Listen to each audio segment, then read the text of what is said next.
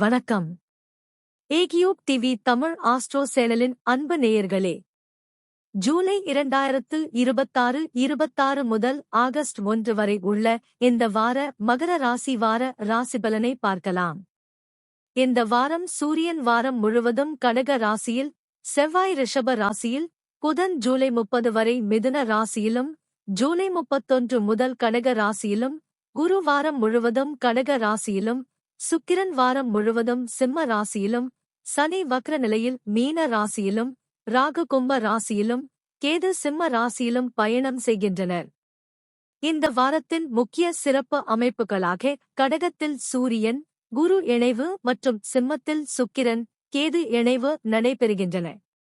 மகர ராசிக்காரர்களுக்கு இந்த வாரம் உறவுகள், தொழில் மற்றும் எதிர்கால முன்னேற்றத்தில் முக்கியமான மாற்றங்களை உருவாக்கும் வாரமாக அமைகிறது.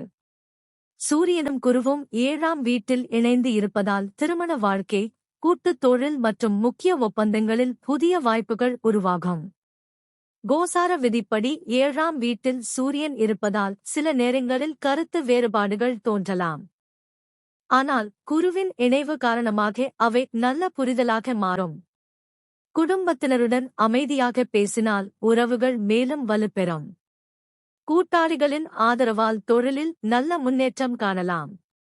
இந்த வாரத்தின் மிக முக்கியமான பலமாக குருவின் 7ஆம் பார்வை உங்கள் மகர ராசி மீது நேரடியாக விழுகிறது. இதனால் தன்னம்பிக்கை, மரியாதை மற்றும் வாழ்க்கையில் முன்னேறும் வாய்ப்புகள் அதிகரிக்கும். குருவின் பார்வை விருச்சிகம் மற்றும் மீனம் மீதும் இருப்பதால் 11ஆம் மற்றும் 3ஆம் இடங்களும் பலம் பெறுகின்றன. வருமான வாய்ப்புகள் விரிவடையும். புதிய நண்பர்கள், நல்ல தொடர்புகள் மற்றும் தொழிலில் வளர்ச்சிக்கான உதவிகள் கிடைக்கும். தைரியமாக எடுக்கும் முயற்சிகளுக்கு நல்ல பலன் கிடைக்கும். செவ்வாய் 5ஆம் வீட்டில் பயணிப்பதால் பிள்ளைகள், கல்வி மற்றும் முதலீடுகள் தொடர்பான விஷயங்களில் நிதானம் அவசியம். கோசார விதிப்படி இது முழுமையான சுபநிலை அல்ல, இருப்பினும் திட்டமிட்டு செயல்பட்டால் நல்ல முன்னேற்றம் காணலாம். மாணவர்கள் கவனத்துடன் படிப்பில் ஈடுபட்டால் சிறந்த பலனை அடைவார்கள். முதலீடுகளில் அனுபவமிக்கவர்களின் ஆலோசனையை பெறுவது நல்லது. புதன் ஜூலை 30 வரை 6ஆம் வீட்டில் இருப்பதால் இது உங்களுக்கு சிறந்த பலனை அளிக்கும் அமைப்பாகும்.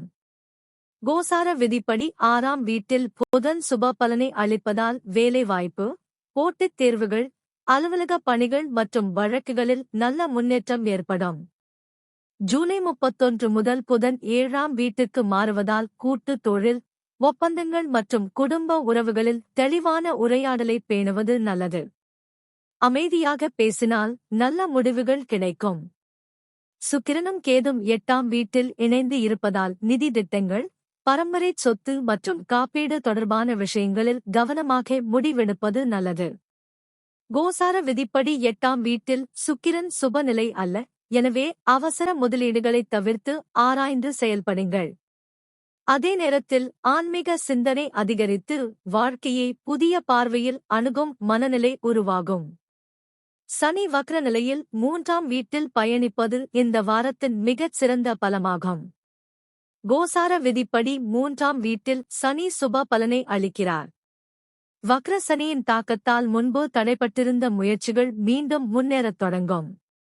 புதிய தொழில் முயற்சிகள், எழுத்து, பயணம், வணிகம் மற்றும் தகவல் தொடர்பு துறைகளில் நல்ல முன்னேற்றம் காணலாம்.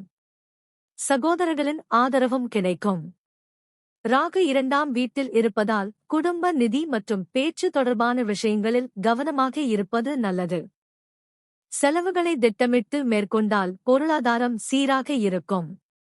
இனிமையான பேச்சும் பொறுமையும் குடும்பத்தில் நல்ல ஒற்றுமையை உருவாக்கும்.